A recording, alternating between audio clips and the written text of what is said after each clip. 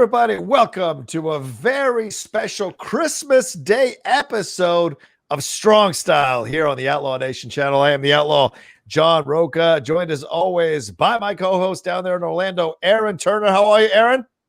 Happy holidays and the Merry Christmas to everybody.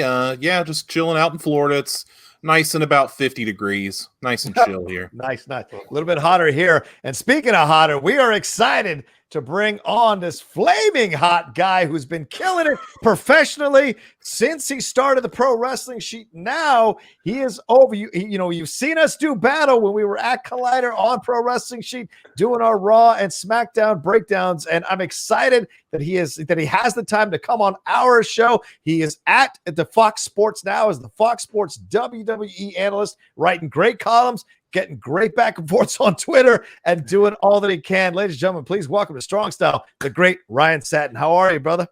I'm doing great. What an intro. And of course, I've always got time for you guys. You guys helped me out so much with Pro Wrestling Sheet. So I'm glad that I can help you and Aaron Turner out with this special Christmas Day episode. So yeah, I'm pumped, dude. I'm excited to talk with you guys. Awesome. Yeah, we're going to get into Ryan's story and how it's going over there at FOX Sports, and then we'll answer some of your questions. Some of you sent in questions, so we'll do that on the back end of this episode. It's going to be a lot of fun for sure. So sit back, relax, grab some eggnog, put on your wrestling boots and your Santa hat, and let's get into it.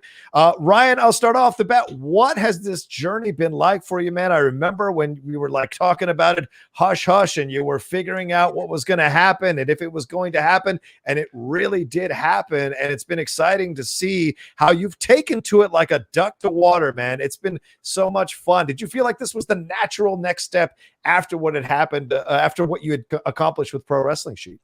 Very much so. You know, I when I started doing WWE backstage and I got that taste for that like sports cable network, sports network vibe, it really changed everything in me. You know, it was like, as much as I enjoyed doing the Pro Wrestling Sheet thing, I just knew that I had reached a limit with it. There was only so much I was going to do with the website under the current direction that I had.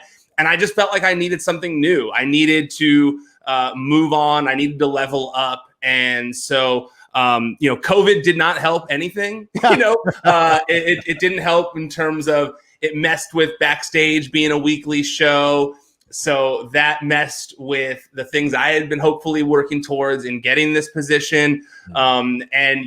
Things got delayed much more than I would have liked, but I'm very happy that they still happened. You know, I feel like as much as I was bummed out that it got delayed, the things that I was working on behind the scenes trying to get to FOX Sports, it ended up happening at just the right time. You know, coming in right at the draft and being able to start writing columns about the draft and things that have happened since. I think it was the perfect jumping in point now that they have this new FOX Sports app where there's more wrestling content on it. Yeah. Aaron, you got any questions? It's pretty much like before you came along, it was just like Jim Ross would write columns on occasion and just kind of be in there for FOX Sports. And I'm glad that there's more representation, obviously, because WWE and Fox now have SmackDown on Fox, which has just been huge for me as a wrestling fan, because now I can, see it more often. It's right in my face. I have so much easier access to it. I guess I really just want to ask you, when are you going to interview Billie Kay? Wow. I mean, she's on the list of people I want to interview for sure. I mean, I've barely scratched the surface. You know, I've only done, I think, like 5 or 6 interviews, maybe at the most so far at FOX Sports. A lot of it, I'm still just like learning my surroundings. It's hard to start at a new company in the middle of a pandemic and only interface with people via Slack and via Zoom and stuff like that. So figuring things out, trying to get the lay of the land while also putting my own spin on things has just been interesting, to say the least, in terms of doing it during a pandemic. But I promise you, Billie is on the list for sure, for sure. I've got a huge list of people that I want to interview still. I think I've only got I've got Heyman, I got Triple H, Big E, Otis, and I've done 2 Street Profits interviews, Bianca Belair.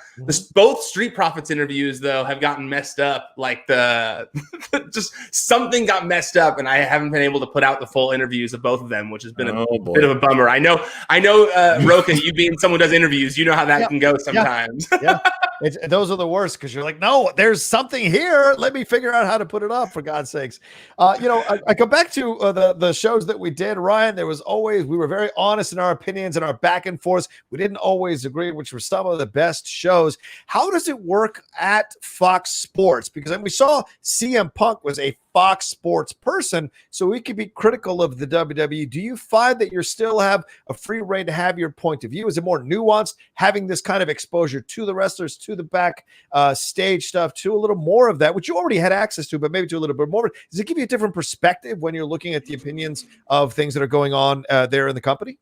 Well, even when we did our Raw and SmackDown recaps, like I always have tried to come from a critical standpoint, like constructive criticism. Like I never want to be bashing someone. Like I feel like you always went the more angry route when you were really inspired by something, but I really have always tried to keep it to constructive criticism because my time working in television prior to working in news, and my whole life seeing my dad create different television shows, I know how difficult the TV process is. So I really do try to come from a place of good where it's storyline, tracking storylines and things of that nature to be well, how can this be better? What's not working with that? As opposed to this person's in-ring sucks and stuff like that. So I think luckily I've always kind of centered myself in that space, and so now I get to expand it more with more regular columns as opposed to breaking news every week. And no, I really, it's crazy,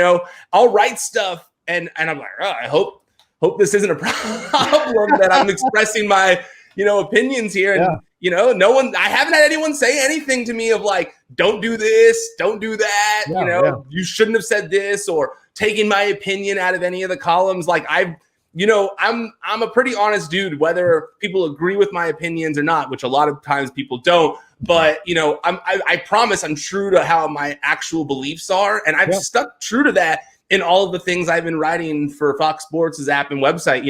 I do takeaways after the pay-per-views where I talk about the things I liked and the things I didn't like. Same with sometimes on Raw and SmackDown, I'll talk about the things I like, the things I didn't like. And SmackDown is sometimes it's on Fox Sports even. So you'd think that maybe someone would say something to me, but no, they truly want my honest opinions because they want wrestling fans, to see my opinions alongside all the other people who have opinions about all the other sports, about football, basketball, baseball, all that kind of stuff. There's honest opinions all over Fox Sports, whether they're partners with them or not, because they air all those things as well. And so same with NASCAR. And so they want my honest opinions, just like all the other voices that are either on their airwaves or on the website, which I really appreciate. Yeah, that's certainly one of the things I appreciated reading your stuff when you're critical. And you're right, you are a constructive, critical guy, and he is. Ladies and gentlemen, I'll tell you the 1,000% truth. He is the same guy on screen as he is off. There's nothing changing in his approach. We've had discussions off camera as well that were just as I wouldn't say angry. I would say I'm passionate. There's a difference. Yeah, I would say angry necessarily. I'm passionate because I want to see a better product. And my constructive criticism is just a little bit harsher, I think. And you might be right. You might be right to call me out on that, and that's fair. But no, I like it though. I like it because that's why our show did well, because we had 2 very different sides of things, and so I always liked that. Yeah, Aaron, what do you think? What questions you have? Another one? Well, I think what's interesting about Ryan, and it's going to sound like I'm kissing his ass, and I'm really not intending to, but some of the conversations that we've had have just been all your opinions have been really straight down the middle. So I guess I had the wrong perception. I'm here's a guy that he's going to say this about Raw. He's going to say that about Raw. He's going to mind his P's and Q's. But no, man, it's always been straight down the middle and honest. And that's just something I really, really appreciate. Something I wanted to ask you about, though, about the transition between Pro Wrestling Sheet and Fox. You kind of touched on it a little bit. You go from, being your own boss, you're kind of doing your own thing. Then you get picked up by Collider, and then now you're under somebody else's umbrella, but you're still kind of doing your thing. And then now you move away from that, and now you're at Fox, which is probably got to be, just completely different. Can you kind of explain the differences between all those scenarios? I mean, they're all very different for sure. You know, just starting off, like when I left TMZ, I was like trying to figure out what I was going to do. You know, I was like meeting with different people, talking to different people, just thinking, you know, trying to figure it out. And I remember I met with an executive from Spike TV just for lunch, like just networking. Someone had connected us. And before I met with him, I looked up his bio, and his bio said, after leaving a prominent website, he went and started his own website. And then that website he built up to sell. And then he sold it to a bigger entity where he stayed for a few years. And then he moved on to network stuff. He moved on to Spike TV eventually.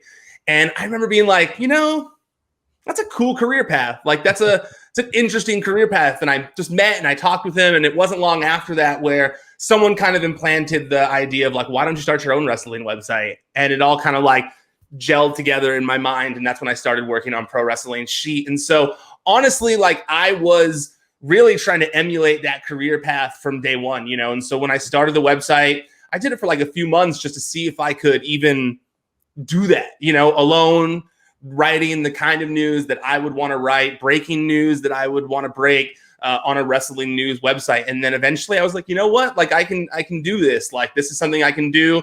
And I launched it, and I was clearly in over my head. So from the start, like it was tough. Like it was really tough from the start of just like taking on that load, because I don't think I expected it to blow up the way it did. You know, I really early on, I reached out to Stone Cold Steve Austin about a story because I'd previously talked to him while working at TMZ a couple of times.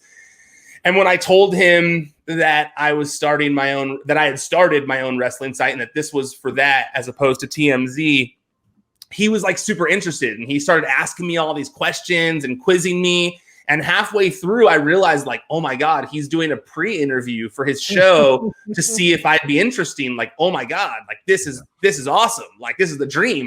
And it was only a few weeks after launching the site. And the conversation ended with him being like, hey, do you want to come to my house and be on my show and talk about leaving TMZ and launching your website?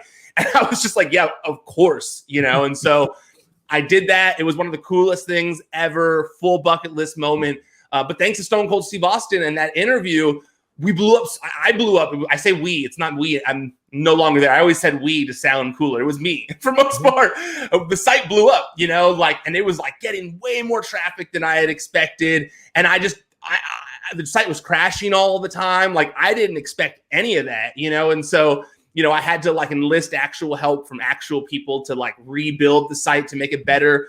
But the 5 years of Pro Wrestling Sheet was such a growing process. You know, I had done a lot at TMZ. You know, I grew to being a senior producer there, and I really did do a lot. But when it came to the like technical side of things, the, you know, editing, pictures, Photoshop, like I never had to do any of that kind of stuff. And so it was like an intense learning curve for 3 years until I went to Collider. I mean, I learned a lot. I worked, you know, 18-hour days, you know, didn't eat a lot, you know, I was struggling, you know, but I was passionate about it, and it was a struggle. And, you know, when I went to Collider, thankfully I got, you know, regular paychecks at that point, and you know, health insurance and all those kinds of things to make my parents feel like what I was doing was legitimized. And, you know, it was nice. And I got to meet Rocha, and I got help from Mark and all that kind of stuff. And it was honestly the next 2 years was a different learning curve. You know, the whole time I had been doing the site before Pro Wrestling, before Collider, when I'd been doing Pro Wrestling Sheet, I was learning all these things. But when I got to Collider to do Pro Wrestling Sheet, it was learning how to be better on camera. You know, I had done TMZ for 7 years, but they didn't want us to be good on camera at TMZ. Like the whole vibe of TMZ is like all these people who are just not on camera type people. And to make that transition isn't easy to become like an on camera person when you are for 7 years not even named by name for the most part. You know, it's tough, you know. And so when I got to Collider, doing all these different shows really was the ultimate goal of mine there, to get more on camera experience again in the realm that I wanted. So the shows that I did with Rocha, where we battled it out, were so clutch in helping me form an online persona, I guess you could say. But that's like, I'm not having a persona, but just being better online in a debate kind of scenario like that, as opposed to just like joking around with my friends like we had been doing on Wrestling Sheet Radio and stuff. But when we did all of those shows, like it really did help me become more well-rounded on the video side of things, which now that I'm at Fox Sports and doing a lot more video content, it really has helped me.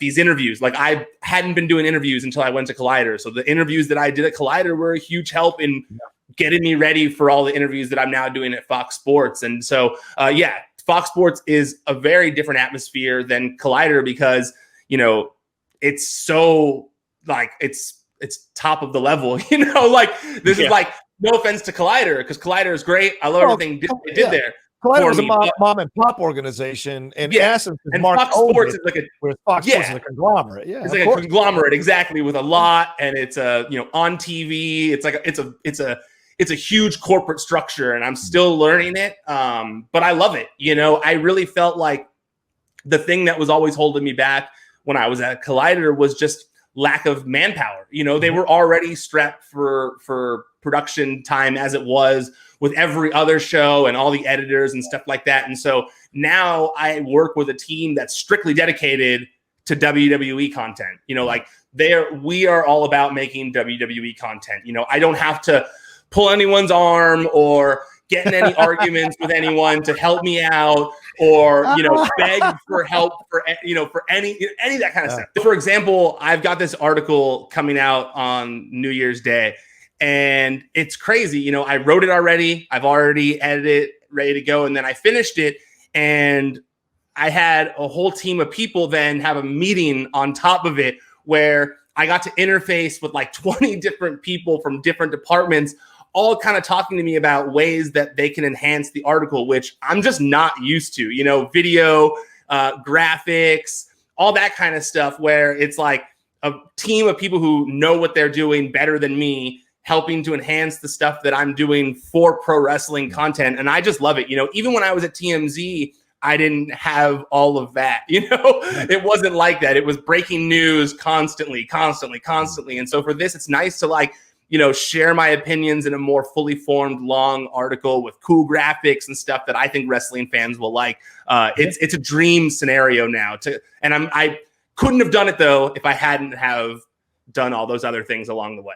Yeah, well, I mean, it's essential to be supported. When you feel an environment that supports you, that's behind you, that has the manpower or the woman power to be there to help and assist you and get everything that you need to take it to the next level. That's an essential thing. So it's great that I know that was a chore sometimes at Collider because everybody was pulled in so many different directions trying to make everything work. And there was a little bit of resistance at times to try to put all this other stuff in motion. But now that it's happening for you in Fox, you can see, I can see how much you're flourishing versus what was versus some of the stuff at Collider. It's great to see that you can tell that your voice is more, you feel more well-rounded, you feel more in place, you feel more relaxed to deliver your point of view on things, and especially in the articles and on the on camera stuff. So it's fun to see, and I think it's bearing fruit. I will say this, I will ask you this, and maybe and feel free not to answer, but did you, I know you've had, and I have to ask, I know you've had some strong opinions in the past about certain things, and you've had to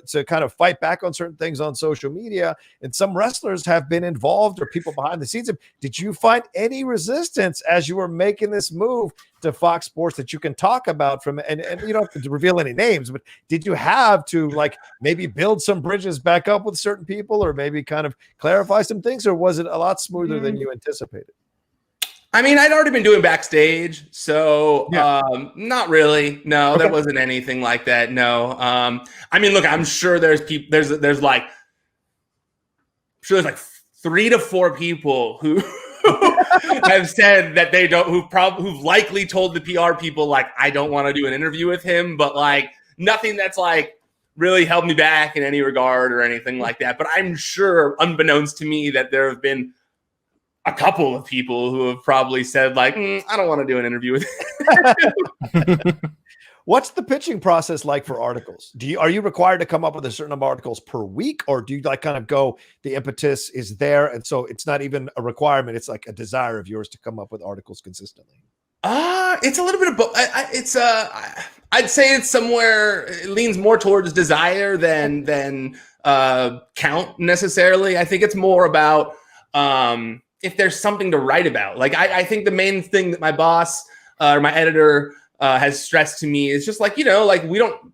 He's not trying to force me to have an opinion about like maybe if there wasn't too much stuff that happened or something like that, but still following the general conversation, the main thing that wrestling fans are talking about, to make sure that I'm still connected, writing articles that are involved in, that are based off of something that's in the conversation, SmackDown, Raw, things like that. I generally write about every pay-per-view because there's, it's a pay-per-view. So it's where all of the biggest things happen. So, things like Bray Wyatt being lit on fire, I'm going to have a lot to say about it, so things like that. But there's not really like they haven't said write 5 articles a week or anything like that. It's more been like, make sure that you're, like I want to create content for the wrestling fans out there. Like I'm stoked to be able to write my opinions as opposed to a bunch of words about someone's tweet or something like that. Like I did that for so long that I'm so excited to now share like my opinions and things like that, and write about topics that people are actually going to be interested in long form, where I can plan ahead. WrestleMania is coming up. Hey, for WrestleMania, I want to do this long feature about blah, blah, blah, blah, blah. Or, hey, it's been 20 years since this happened. I want to go talk to that person about it. Those are a lot of the things that I really want to do that I just really haven't been able to sink my teeth into yet because I'm still getting the regular columns down and stuff. But those are the things I really want to branch out to in the near future, is like, making sure that I'm not only doing these interviews, but long form things that are about a topic that I can expand upon. Yeah, cool. Eric? I got a couple. I believe some of our viewer questions are just for you, Ryan. So I'm going to ask one. Our buddy Gramash, one of our big supporters, asked, I guess this is all for all 3 of us, but I don't think all 3 of us have. He says, have you guys ever met Vince, Shane, Stephanie, or Triple H? And if so, how were they? Is this me first? Yeah, I guess so. Yeah, you go first. Because I know you've met Triple H. I was there. Yeah, you met Triple H too. Yeah, I was going to say both of us met Triple H. Yeah, that's the only time I met him in person. It was when Aaron helped me film for some interviews at the PC when NXT was first airing on USA Network. Their official premiere, like the official one, when it was going head-to-head with AEW. Aaron went to the Performance Center with me and to the show that night, but I got to do a bunch of interviews. So we interviewed Matt Riddle, Undisputed Era, Candice LeRae, Johnny Gargano, and Triple H. Maybe leaving someone out, but I think that was it. Maybe Bianca Belair. Yeah, Bianca Belair, and then Triple H. That's the only time I've met him. Well, I met him that time, and like that's the only time like we had a conversation. I also interviewed him, but that's not counting. That doesn't count because it was via Zoom or whatever. But yeah, it was just that time. And then one time I met him way before that at the SummerSlam kickoff party in LA, when SummerSlam used to be in LA every year. And I first started working at TMZ. It was kind of when I first started the wrestling beat. And I got invited to the WrestleMania kickoff party. And that was when I was still, I didn't know that like you're not supposed to ask for pictures with everybody. So I was just like picture crazy, like, oh yeah, picture. So I've got like a picture of me doing like this with like Triple H and, like doing like this with Brodus Clay and stuff like that. And there's, a bunch of me in the pictures like that and stuff. So, but he was very nice when I asked him for a picture. Other than that, no Vince, no Stephanie, wow, no so Shane. I saw Shane even once. though you're there, you haven't been introduced.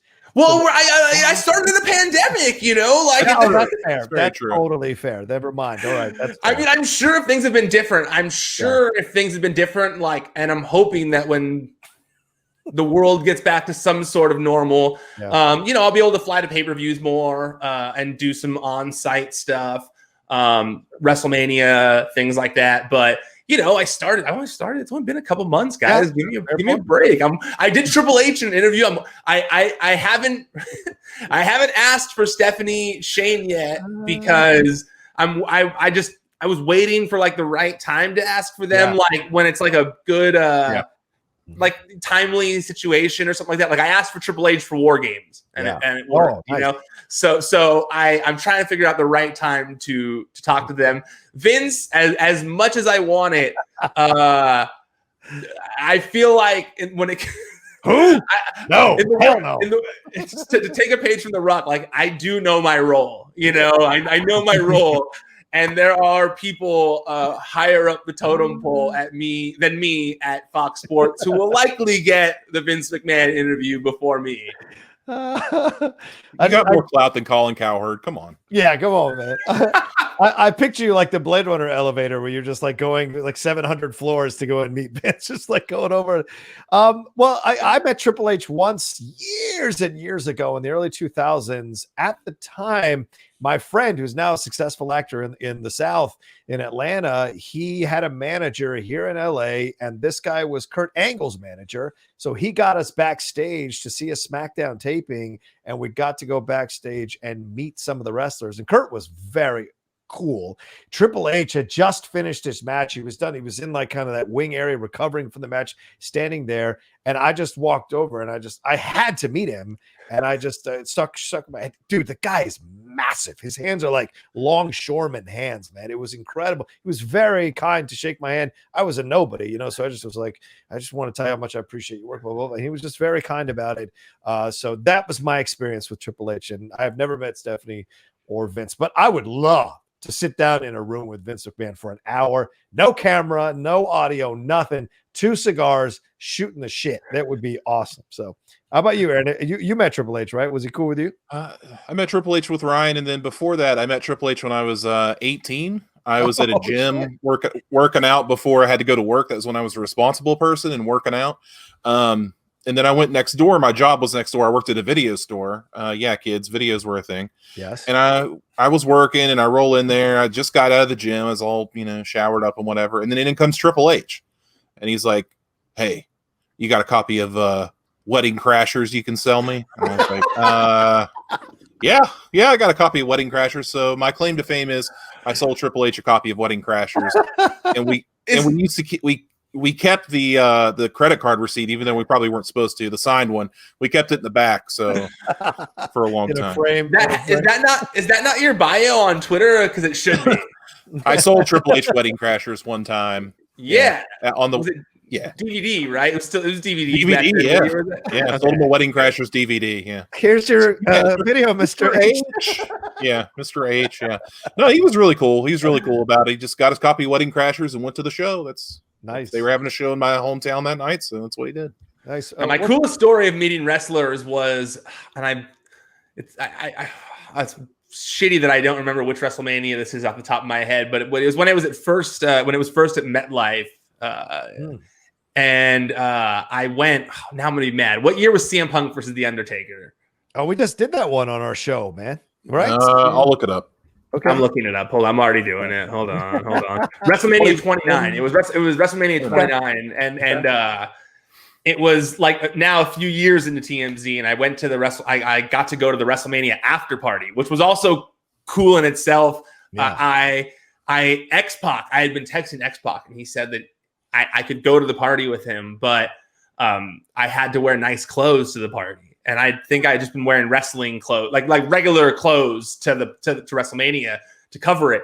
And so, because that was my first time like going to WrestleMania, TMZ flew me out, and I was going there in person to cover it. And he said, just make sure you bring a nice pair of clothes. And so right when the show was over, I rushed to the bathroom. I'm changing in the bathroom because I was like in the press and family and friends area. And sure enough, right when I finished putting all my clothes on, I hear X-Pac talking to people while peeing. And I was like, oh shit, he's in here. Like, cool. So I'm like, I get out, I'm like, yo, what's up, dude? And he's like, yo, you want to roll with us? I'm like, yeah. He's a tiny issue though. I have a couple people that I came here with. if you want to come, it's fine, but you have to go in the trunk of the car, basically. But it was an SUV, so it wasn't like, the trunk is like where you're like disconnected. It was like in the back, but still no in New York, like no seatbelt or anything, just rolling in the back. I was like, cool, no big deal, cool. So I go in the back and we roll to the party, and I'll never forget, like, there was like, we rolled to the Wrestler Hotel. And have you guys been to WrestleMania, like seen the Wrestler Hotel where there's always like tons of fans kind of like behind ropes because they're all trying to get a glimpse of all the wrestlers and stuff. So X-Pac pulls up, gets out of the car with his friends.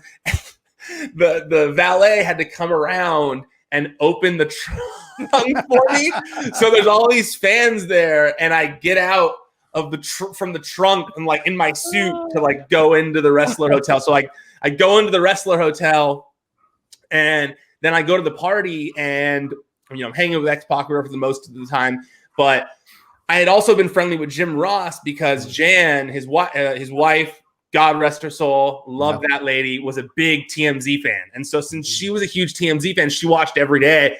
So since I was the one repping for wrestling, that's how I started being friendly with Jim Ross, because I was the only guy talking about wrestling on there, and he had to watch all the time anyway. So I went up and I saw Jim, and I went up and I said, "Hey, Jim, I just wanted to say hi in person. Like, it's been super cool talking to you." And he goes, "Oh my God, it's the TMZ guy. My wife is here. I need to go introduce you to my wife." And I say, okay, cool. Like, no problem. So he goes and he takes me over to Jan, and Jan's like, "Oh my God, like, I love the show. I love what you do on there." She's like the nice lady. We have this great conversation with her and Jim Ross. And then she goes, "Oh my God, I need you to meet everybody." So then she proceeds to like walk me up to like all the most famous wrestlers that you can think of. And she's like she walks me over to one guy, and she goes, "Hey, have you ever met Bruno Sammartino before?" And I'm like, "No, I've never met Bruno Sammartino." "Here you go." And she like takes me, she's like, "Bruno, you got to meet Ryan from TMZ." And he's like, "Hi." Like, he's never watched TMZ. He doesn't care, And he's sitting there in a conversation with Haku Meng. And so she like butts me in the middle of these two guys. And she's like, "You got to talk to these guys." And so then I'm just sitting there having a conversation with Haku and Mang. She takes me over to Lita and CM Punk right after he had just wrestled The Undertaker to like just go chat with them. She literally she took me to every cool wrestler at the party. It was the coolest night ever. And I got way too drunk at that party. And I have an early flight the next morning and back home. I promised TMZ, if you fly me, I promise you I'll be back Monday morning. Okay. Realize WrestleMania is on Sunday, but just get me one for early Monday. I'll be back in the office by Monday before everybody leaves to download you guys on everything that happened.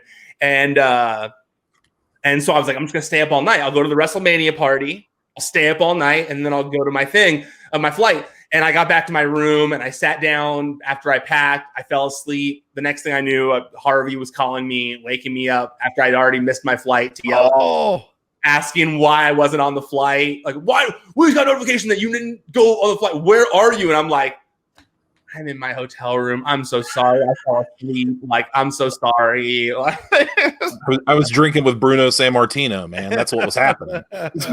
And honestly, as much trouble as I got in, it was so worth it. It was the coolest night ever. All right, what's our next question, Aaron? This is more towards like actual wrestling stuff we could talk about. So this is from Delisha Russell. She asks, much like the New Day, I'm all about the power of positivity. What's been one of your favorite moments of the wrestling year outside of Edge coming back because that's too easy? I love you guys. One of mine was seeing the Bruiserweight return. So favorite moment, one of the favorite moments of the year so far. I don't have a favorite. How can I say? I'm cheating with my answer. And my favorite moment of the year is finally the respect and consideration and support for Sasha Banks as a champion in the WWE is finally, for me, fully, the machine is completely behind her for the first time, in my opinion, ever.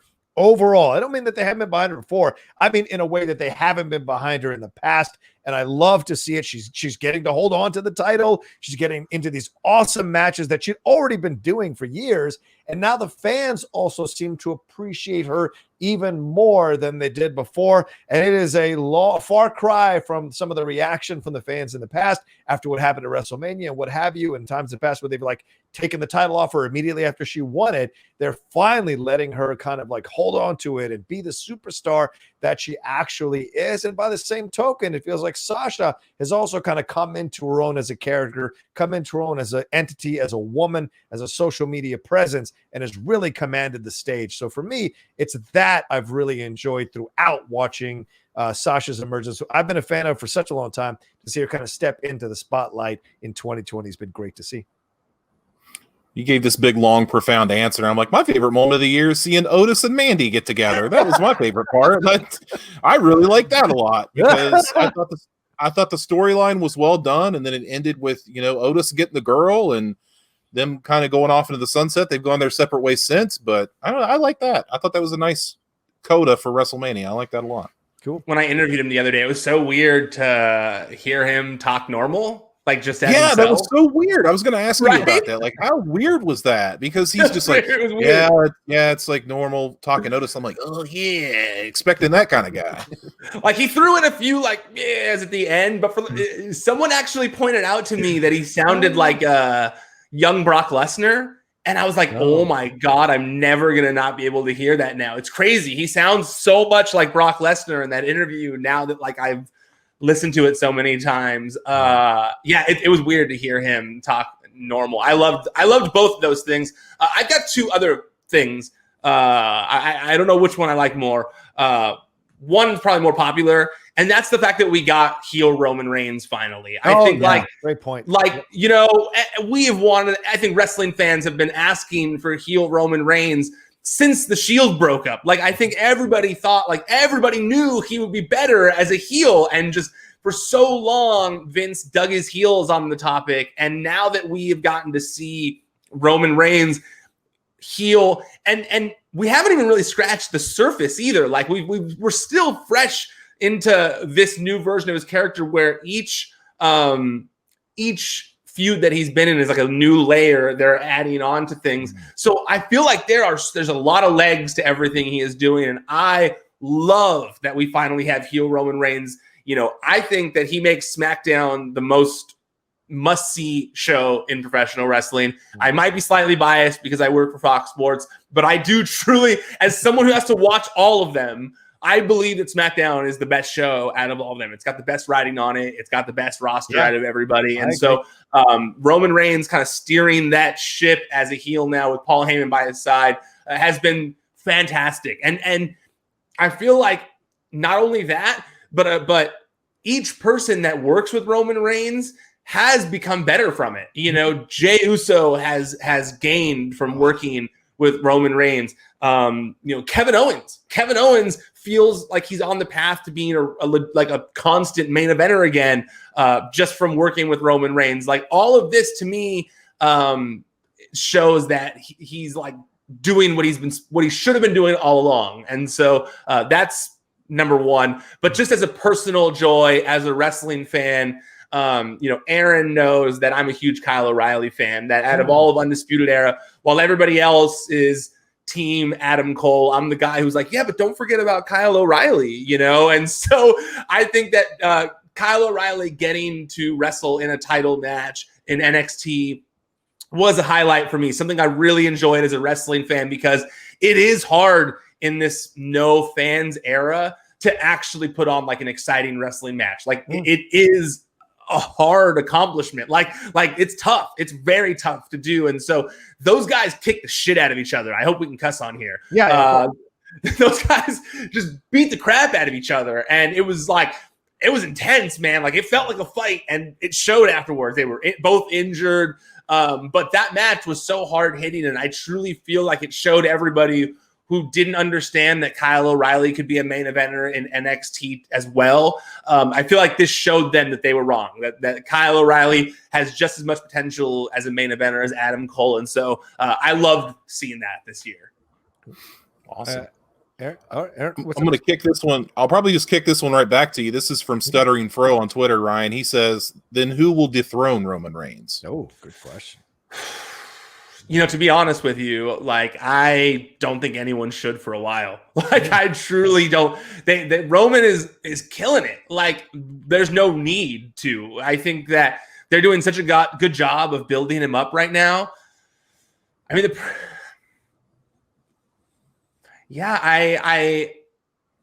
I don't see anyone that there's nobody to me on the radar right now. Like, let's see, there's Daniel Bryan. What's the point? Roman Reigns is more valuable to WWE right now. I mean, there's one name that sticks out to me, and I don't think that he should beat Roman Reigns either. That's The Rock. Yeah. Like, I think they should honestly have Roman Reigns hold the title until he faces The Rock, whenever that may be, whether it's this WrestleMania, whether it's next WrestleMania. I don't care. Roman Reigns is killing it. As long as he doesn't start to feel stale at any point, keep that title on him. Hold the prestige of it. Make the Universal title mean something. Keep it on the island of relevancy to make it stay relevant. And if you keep Roman Reigns as champion for 2 years until he has to face The Rock, like, imagine that, dude. Like, The Rock going up against a guy who hasn't lost the title in 2 years. Like, I feel like that would be epic. So I don't know. Maybe that's redundant. People would be like, "What are you talking about? Have Roman the title for 2 years?" I don't know. I think it'd be dope, personally.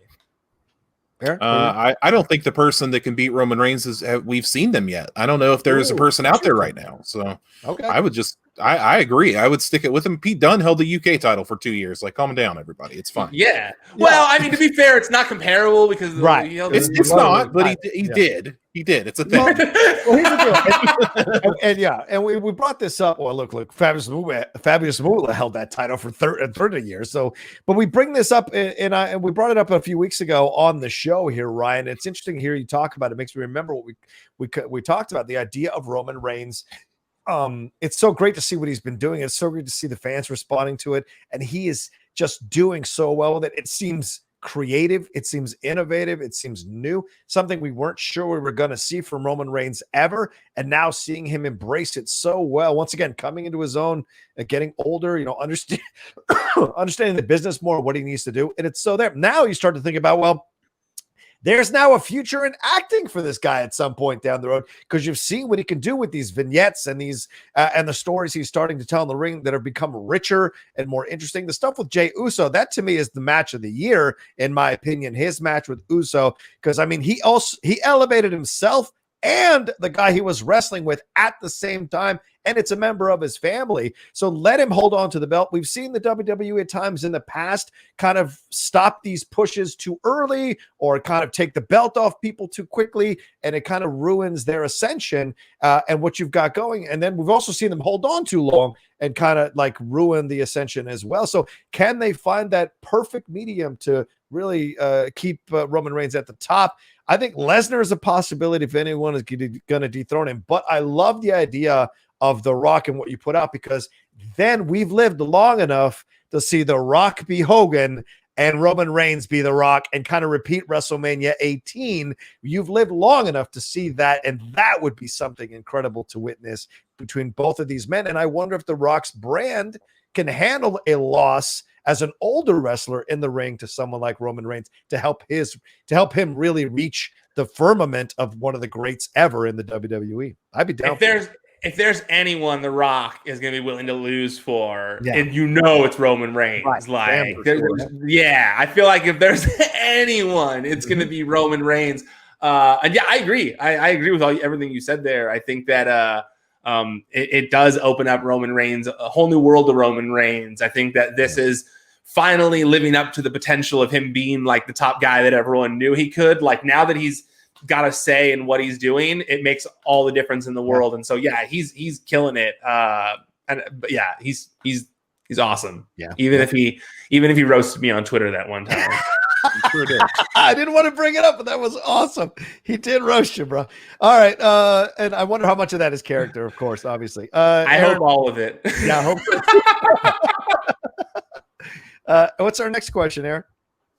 This one comes from Juan Reyna. He asks, what match do you wish you could have seen live? As a kid, I dreamt of seeing Hogan versus Warrior from WrestleMania. Also, Rock versus Hogan from WrestleMania X8. So something you didn't get to see, but wish you were there. I kind of wish I would have got to see Hulk Hogan and Andre the Giant personally. It's just one of those landmark moments in wrestling history. Do you kind of wish you were there for it? It's like the signing of the Declaration of Independence, Hulk Hogan slamming Andre the Giant. It's like 1A and 1B of American history right there, and I wish I could have been there. Yeah. All right. I'm gonna go TLC 2, the one that took place at WrestleMania. That was just like one of my favorite matches growing up. So I feel like that's the one for me. I loved. I mean, that whole show would have been cool to be at. So, but specifically, the Hardy Boys, Edge and Christian, and Dudley's, that was my thing growing up. I loved tag team wrestling. I loved the Hardy Boys. So yeah, if I could have seen that live, that would have been crazy. I was there for the I Quit match, which was crazy. The Rock versus Mick Foley, where he did the recording of the I quit. I was there for that, and I was there for the Test Stephanie wedding, which is pretty big moments in wrestling. I feel like to a certain degree, but memorable, I guess, not big, but memorable. But match wise, that's the one for sure. I have two answers, and they're kind of tied. And it used to be one answer, but now it's tied. And I'd say the first answer would be to have been in the front row for Sasha versus Bayley. That match at NXT TakeOver in Brooklyn. That match is still one of my greatest matches of the decade or of the last 20 years, really. And so to have been front row to see these ladies going at it, putting it all on the line, toe to toe, as well as they did in that match, would have just been glorious. I still put it on every once in a while to watch it. That's always on rotation, along with the Kurt Angle versus Shane McMahon match from No Way Out, I think is what it was. But the other one that I think is that I would love to have been there is WrestleMania 17 when Stone Cold turned on The Rock and joined Vince, just to be in the audience when they shook hands, to see the reaction of the people mirroring Jim Ross calling that he made a deal with the devil. Just being in the audience to see the reaction of everybody around going holy shit. It just would have been everything to be there, because I love those two, and they're along with Triple H, those are the three top guys for me from the Attitude Era to have been there to see those two and see the switch happen.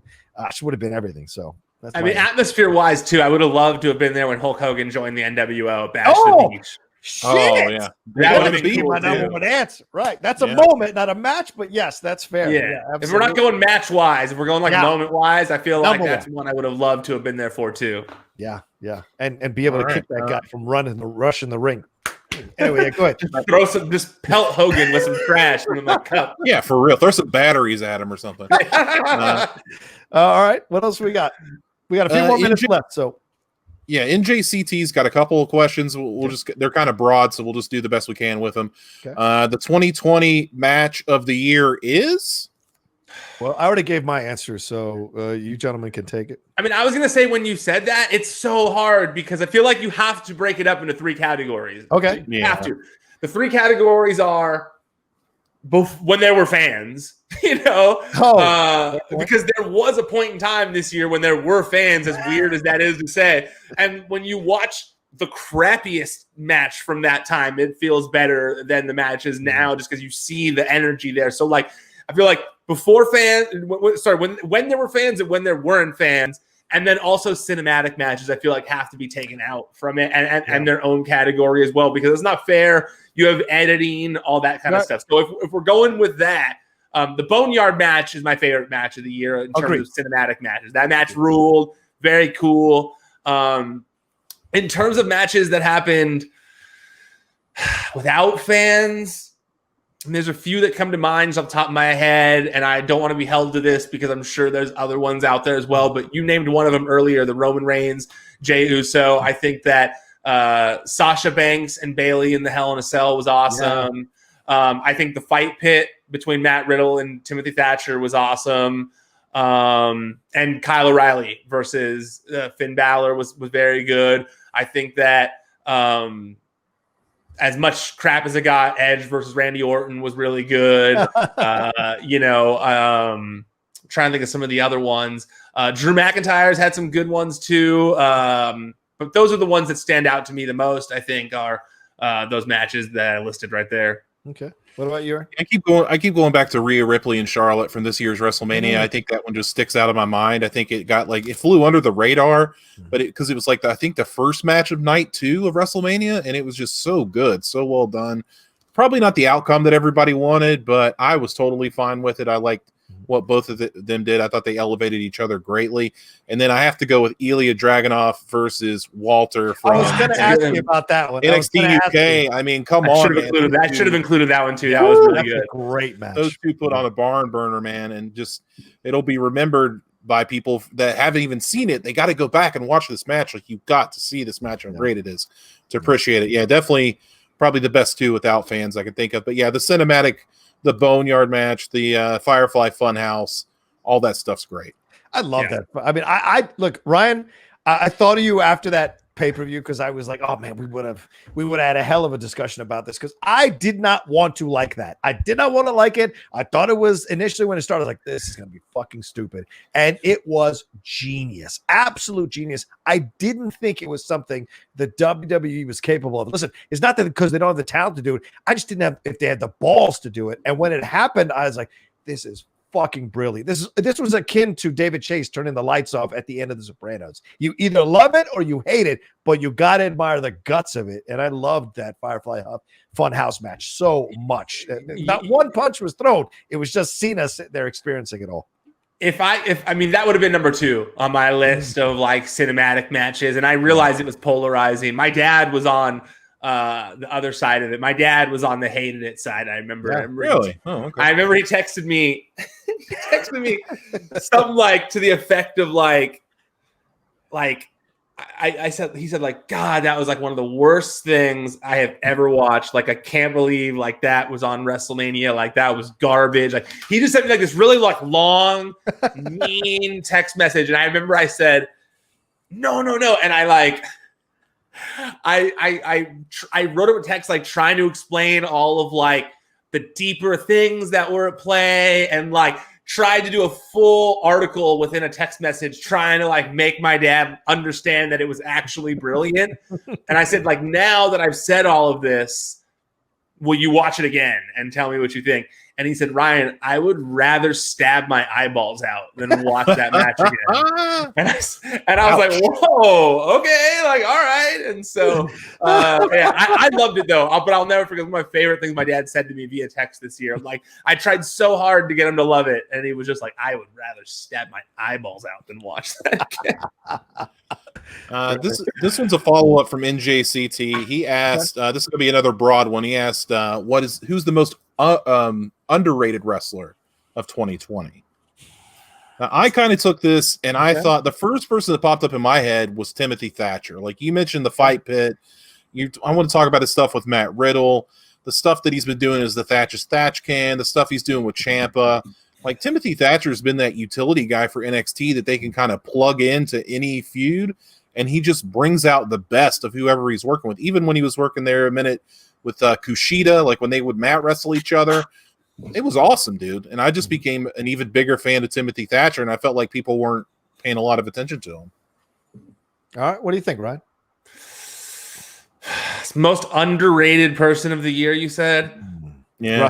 Wrestler, yeah. You go first, Rocha. I'm still thinking.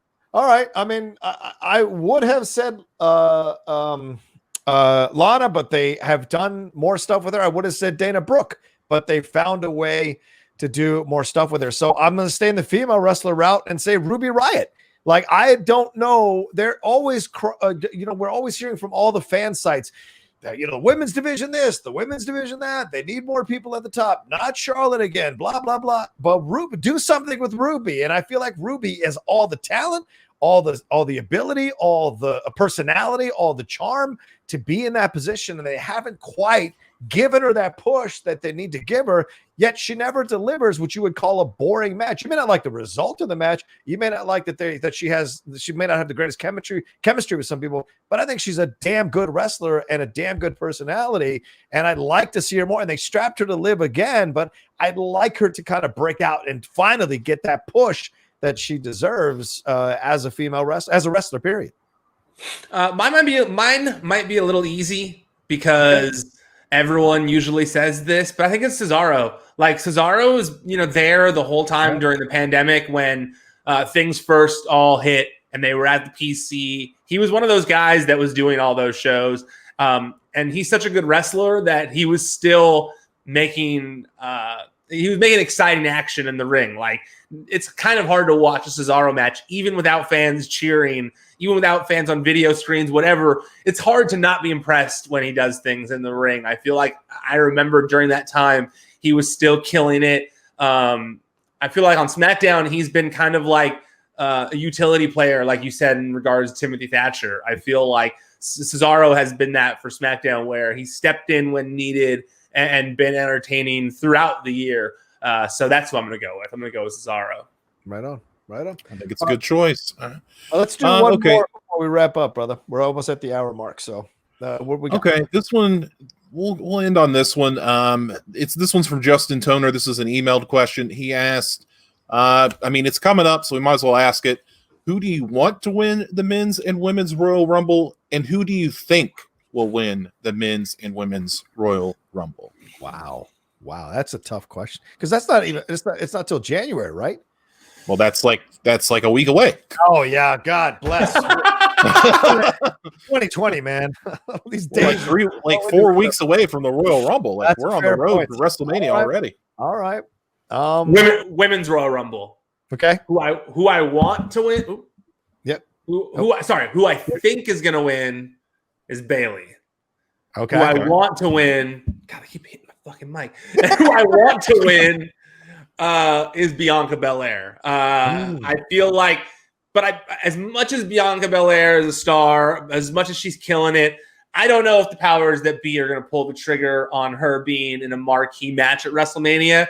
It would not surprise me to see Bailey win the Women's Royal Rumble and challenge Sasha one last time, since they had such a stellar year. Yeah. Similar to, I didn't want to say underrated for them, because those two, Sasha and Bailey, like, they were a saving grace for WWE when the pandemic began. I mean, they are the two who really understood that in order to be entertaining, they were going to have to think of things differently. They were going to have to deconstruct how they were used to wrestling with all the fan engagement and all the involvement from everybody, and instead focus on the viewer watching at home. I think that wrestlers are trained to think otherwise. And so a lot of these people had to deconstruct how they put together a match, because you're not going to get that crowd reaction necessarily anymore, even if it's digitally done in the Thunderdome, which is not the same. And so you have to build things differently. And so they owned it. And so I think that we're going to get the final chapter of their saga at WrestleMania this year, hopefully with fans of some sort. So that's my guess for who I think they're going to go with. And for the men's, this is what I've been kind of struggling with personally. I feel like it's going to... I feel like, because it's... I love these moments with you, man. I feel like who it's going to be is Goldberg. That's who I fear. I fear it's going to be Goldberg. Goldberg set it up on the bump. I can't think of anybody. This is my problem. I can't think of who I want it to be instead. Yeah. Like, maybe Big E, I guess. But I don't know if he's quite there yet. And Daniel Bryan, I guess. But okay, like Daniel Bryan and Roman Reigns would be cool, because you could kind of harken back to when everything happened, back in the day with Daniel Bryan, and you could kind of go there.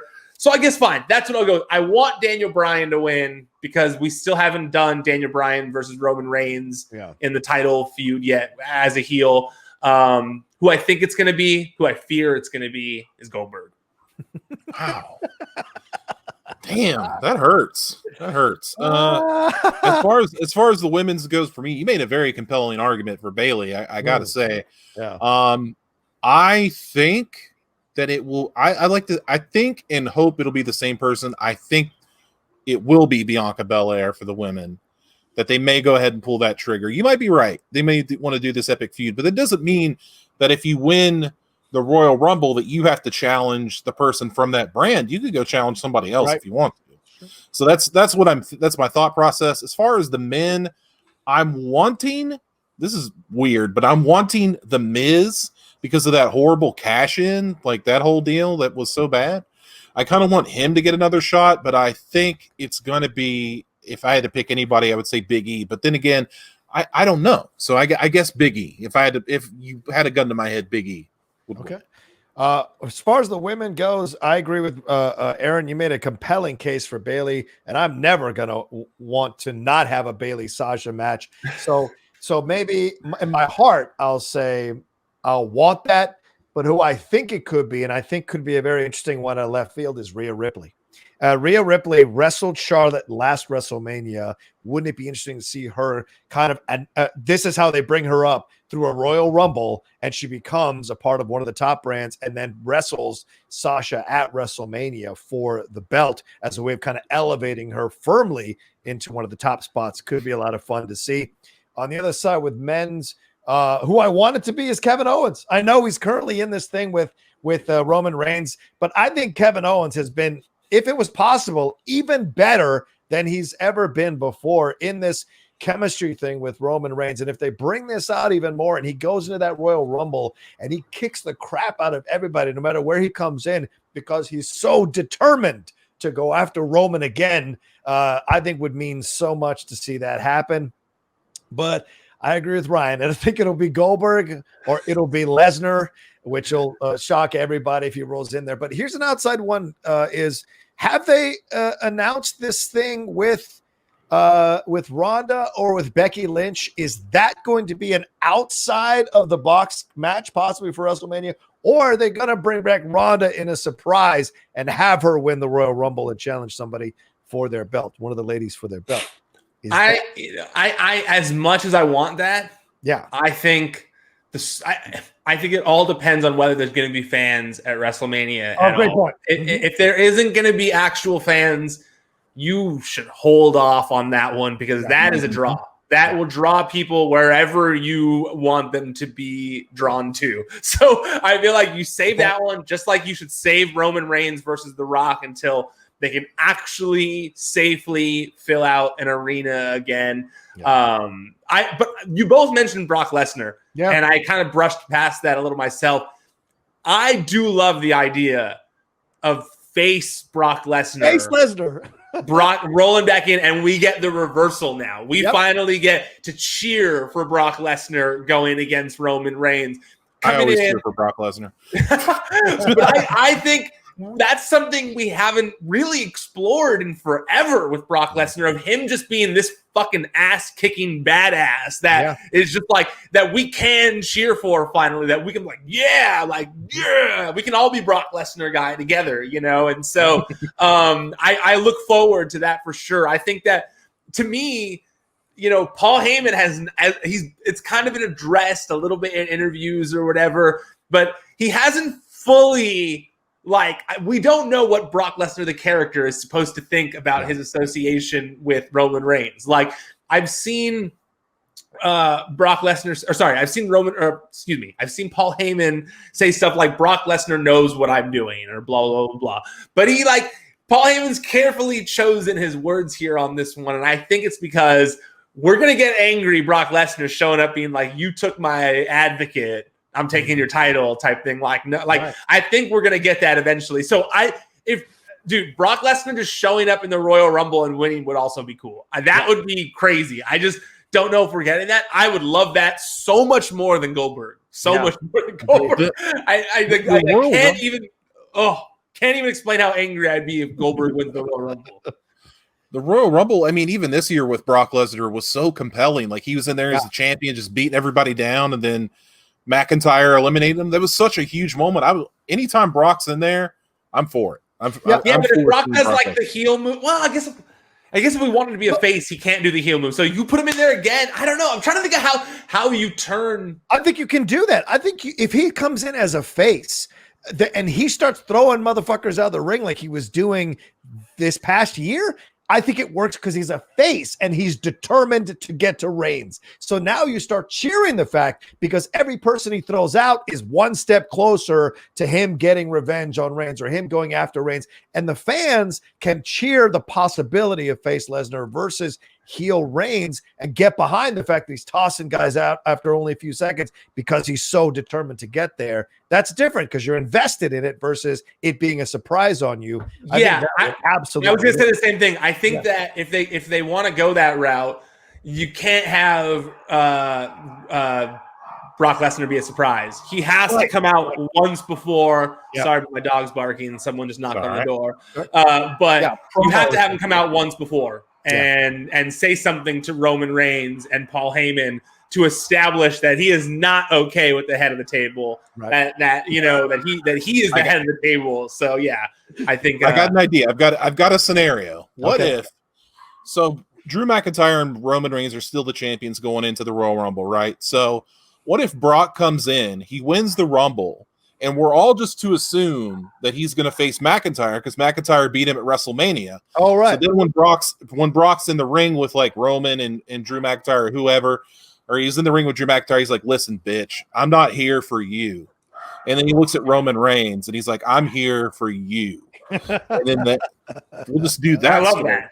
I love that. That's simple. And I just pictured that in my mind while you were saying it, and the facial reaction from Paul Heyman behind him. Is classic, where he's like, "Oh my God, what do I do? I am." And you got to have Paul in the middle of them from behind, So like they're here, and Paul's like back here, like. Because you set it up as Paul Heyman's like, now I'm going to have Roman Reigns as the top guy on this show. Brock Lesnar's going to be the top guy on this show. And then Brock Lesnar just throws that all into chaos. Yeah. He's like, nuh-uh. I'm the one that's at the head of the table, buddy. And you're damn right. This beast's got to eat. That's for sure. All right. Well, let's wrap up the show there. Ryan, thank you so much for taking the time to be with us here on Christmas Day and answering questions from the fans. I've missed you, brother, and it's been great to be on a show with you again. Thanks for taking the time, man. I've missed you guys too. It was a pleasure being here. I hope all of you watching have a great Christmas day or just whatever you want to do today. If you don't celebrate Christmas, I hope you have a great day today anyway. And make sure that you check out everything I'm doing at WWE on Fox. If you download the Fox Sports app, you can find all my articles there very easily. You can also just set a bookmark on, whatever browser you use, so you can make sure you check it out. But we're pumping out lots of good content there: articles, columns, interviews, all that kind of stuff. So please make sure you check it out by following at WWE on Fox or downloading the Fox Sports app. Yeah, and you can follow him at Ryan Satin on all the social medias. Aaron, where can they find you, brother? Find me on Twitter at Only Aaron Turner. Yeah, if you're not following that WWE on Fox account, what are you even doing? That's like one of the best Twitter accounts there is. They're so funny. I love them so much. And of course, follow Ryan as well. And appreciate you also, brother, being on the show. And maybe we'll see each other around WrestleMania time if it is where they say it's going to be. So if they fingers crossed. Fingers crossed. Fingers crossed. We shall see. You can follow me at The Rocha Says on Twitter and on Instagram. Remember always to subscribe to the Outlaw Nation channel down below. Hit the like button. Hit the comment. You leave likes and comments are what elevate the visibility of the show. And just maybe it gets high enough where it starts to be something that they suggest people can watch who are looking for professional wrestling content. So thank you so much for all your questions to everybody who sent them in. If we didn't get to your questions, we'll save them for some other time. Maybe Ryan will come back on the show down the road and we'll ask some more questions and get into some of those and answer those at that point. Please remember to share the show as well and as I said, subscribe, like, all that. Is that everything? I think that's everything. All right, good. Let's get out of here. Have a great holiday. Have a great Christmas. And hey, I know sometimes it can be a tough time during the holidays. Do yourself a favor. If you need to take your mind off stuff, watch some professional wrestling. You might put some of your favorite matches, or watch our old strong style shows and enjoy some of that as well as this episode. And I think it'll pick up your spirits for sure. All right, take care of yourselves. We'll talk to you next time on another brand new episode here of Strong Style.